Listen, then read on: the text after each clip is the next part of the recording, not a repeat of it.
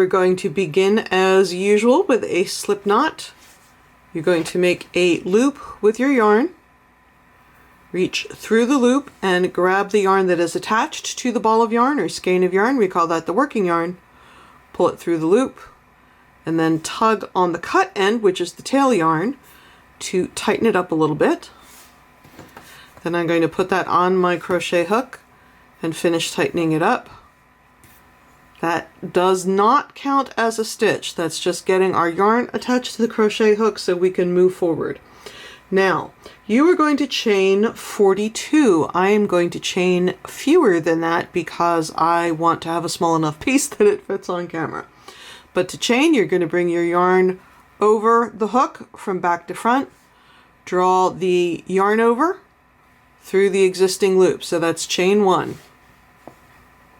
Yarn over from back to front, pull it through the loop, chain 2, yarn over from back to front, pull it through the loop, that's 3, etc. 4, 5, 6, 7, 8, 9, etc. So you're going to keep chaining until you have 42. Now it says first row, which is a right side row. It says 1 single crochet in second chain from hook, single crochet in each single crochet to end of row, and turn, and you'll have 41 single crochet. So we don't ever put a stitch in that very first chain that is right up next to the hook, because that's where the working yarn comes out and it will just unravel. So we're going to go in the second chain from hook, yarn over and draw it through the stitch. I have 2 loops on my hook. Yarn over, draw through 2, that's a single crochet. So moving to the next chain, insert my hook in the chain, yarn over, draw up a loop. Now I have 2, yarn over, draw through 2. So we're going to single crochet in each chain all the way across. And you will wind up with 41 single crochets. I will have fewer because I'm making a smaller piece. So here I am at the end of my first row. Again, yours will be longer. We're going to turn the work. For the second row, it says chain 1, and then single crochet back loop in first single crochet. So instead of going under both legs of the stitch like we normally would for a single crochet, we're going to insert the hook down into the middle in between those 2 legs of the stitch and go under just the back loop. So the back loop is the side that is away from you, and the front loop is the side that's towards you. So we are going to single crochet back loop in each single crochet to last single crochet.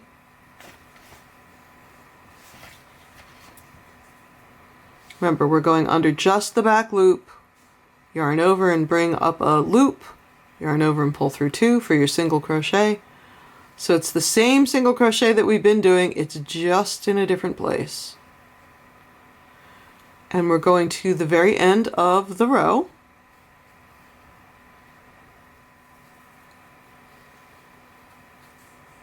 Okay, we're coming up to the end. I've got 3 stitches left. There's 1. There's 2, and it says leave last single crochet unworked. So I'm just going to leave that empty. I'm going to work in it later, but for now we're leaving it unworked. So then it says you're going to have 40 stitches in the row. Before you had 41, but now you have 40 because you're leaving this guy undone. Turn. For the third row, it says slip stitch in back loop only of first single crochet. So there's my very first single crochet. And I'm going to slip stitch. So I'm going to insert my hook under that back loop, draw up a loop, and bring it through the stitch and also through the loop that was on my hook. Let me show you that one more time. Down under the back loop, yarn over, draw it through the stitch and the loop on your hook. So that's a slip stitch through the back loop. I did 2 so you could see, but we only really needed 1. So I did my slip stitch in the back loop only of the first single crochet. Now it's single crochet back loop in next stitch, and then single crochet back loop in each single crochet to the end of the row, at which time you will have 39 single crochet, because we're not going to count that slip stitch. So what we're doing is making, we call them short rows. We're not using the whole width of the row, and it's to get the nice shaping at the top of the hat. So I'm going to go ahead and single crochet back loop down to the end of my row. For the fourth row, we're going to chain 1, single crochet back loop in first single crochet,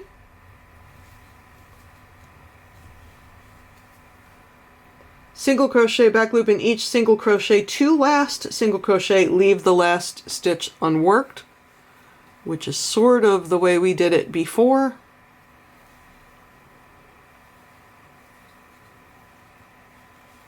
So let me come up to closer to the end of the row and we'll take a closer look at that.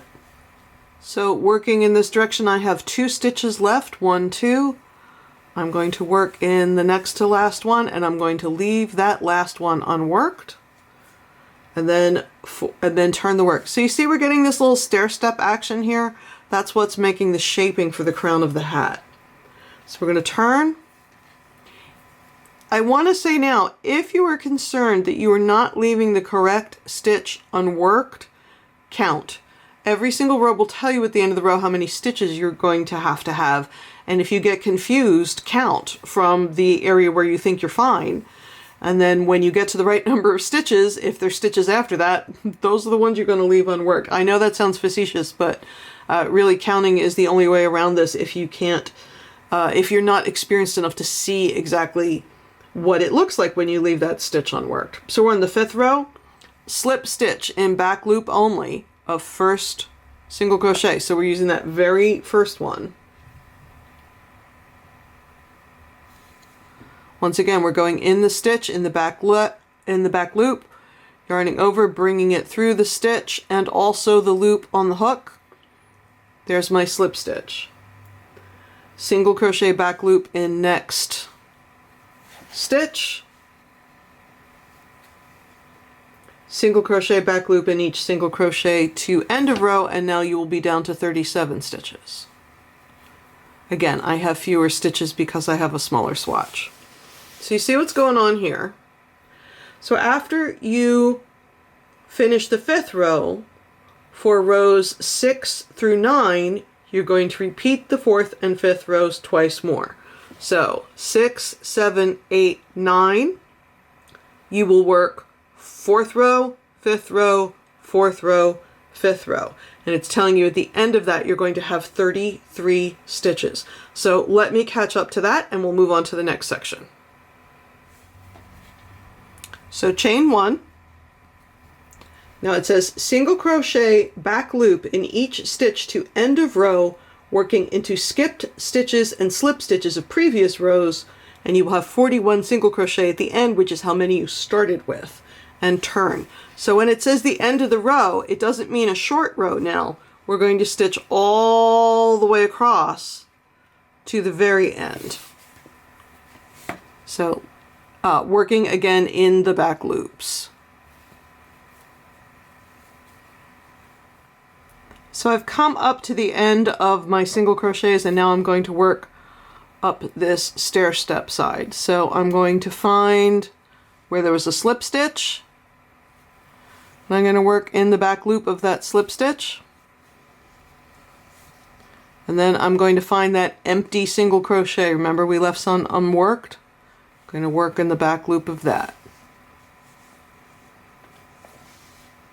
Then I'm going to finesse the back loop of that slip stitch, and then the back loop of that single crochet that we left empty.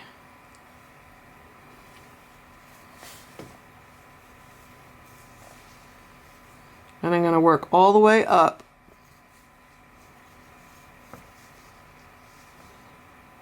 until I'm at the tippy end of that very first row.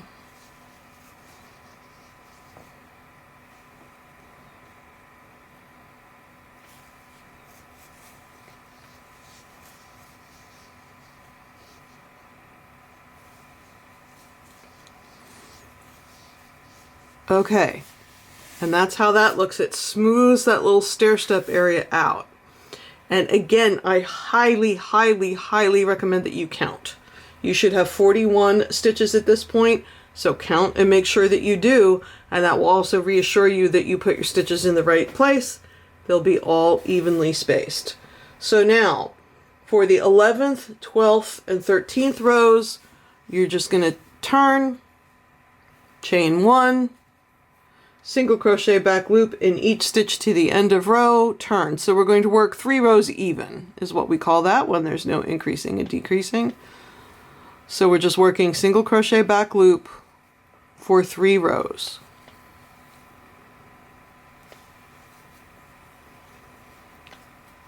Etc. Now, once that is done, at your end of the 13th row, you're going to repeat the 2nd to the 13th rows 3 times more. So you're going to have the shaped area at the top, and you're going to have this straight, even area at the other end. And again, yours is going to be longer. Mine is short because it needed to fit in my camera screen. I've done another repeat here so you can see how the stitching winds up looking. You can see that it's narrow at the top, which is where the crown shaping is, and it's wider at the bottom, which is where the hem is. And again, your piece is going to be longer than mine is. When I have finished my final repeat of the stitching, it says fasten off, leaving a long end for sewing. So I'm going to pull up some of this yarn because I'm going to use it to sew up my hat. I'm going to go ahead and cut it. Now, before I take my crochet hook out, I'm going to extend the loop a little bit so that it doesn't come unraveled. And then I'm going to take the cut end, put it through the loop, and pull it up. And that makes just a tiny little knot at the end so nothing will come unraveled. Now, the reason we had you leave a long tail is we want to use that for sewing up our hat. So I'm going to take that cut tail and I'm going to thread it right into my yarn needle or my tapestry needle.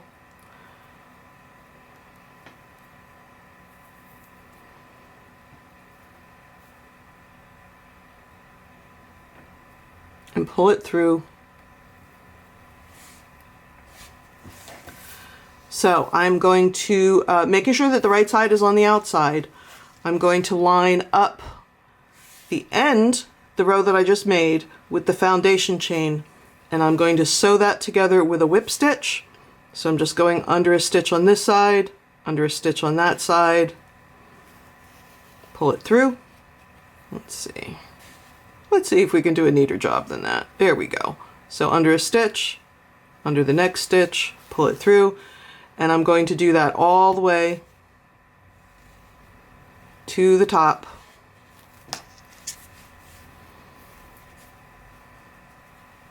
And one of the things about this nice fuzzy yarn that has this nice texture to it, you really can't see it. Even if you are not confident it's sewing up, this is not a difficult one to do. So I'm going to do that all the way up to the top of the hat. And then when I get up here, now if I've cut a long enough tail, I'll have some yarn left. If I did not, then I can always use another piece. But I'm going to use the tapestry needle and I'm going to go in and out, and they say it's the sides of the stitches. And it is the sides of the row because the rows go this way. So we're going to go in and out, in and out, in and out. Once again, your piece will be bigger, and pull it all the way through. Again, it's not going to pull nice for me because I'm still attached down here, but that's going to make the top draw in together. So you're going to pull that super tight so that there's no opening. And then you can just take a couple of tack stitches and weave that last end in by going in and out the backs of the stitches, just to make sure that nothing pulls out. Again, you'll take a little tack stitch, by which I mean take a stitch and then take a stitch in the same place, and that keeps the cinch from coming undone. That'll keep it gathered. And then you're going to weave in your ends by going part way through the stitches, just a couple stitches, and then maybe a couple this way. It's more of an art than a science. It's just to make sure that nothing comes undone. Then you can clip that thread right there, that yarn right there, because it's all woven in. And then you've got one other tail, which is from when you started your piece, and you're going to weave that in the same way that I just did using your tapestry needle, and then you're all set. You can roll up your cuff and wear your fabulous hat.